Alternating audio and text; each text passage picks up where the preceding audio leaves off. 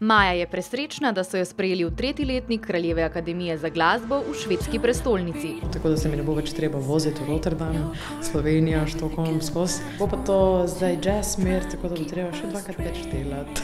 Pa se še švedščino odlično naučiti zraven.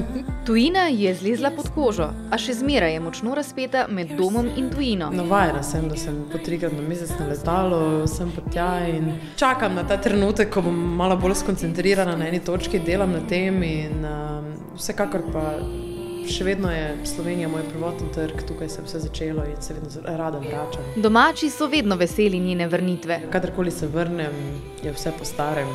V bistvu je tako, da ne bi nikoli nikamor šla. Maja je polno zaposlena z učenjem za izpite, še vedno pa največ časa posveti ustvarjanju glasbe. Pisem pesmi, sodelujem z različnimi producenti v Štokholmu, hkrati delam svoj prvi EP, predstavitveni CD. V Štokholmu ni osamljena. Poleg sorodne duše je v tujini našla tudi prijatelje. Zelo prijetni ljudje me obkrožajo, čemur sem tu zelo hvaležna. So pa tu vsi zelo profesionalni in zelo talentirani, tako da je tudi zame to neka odlična motivacija, inspiracija in pomagamo drug drugemu. Marljiva Maja bo tuje oboževalce razveseljevala z nastopi v septembru, že junija pa boste na račun prišli slovenski oboževalci.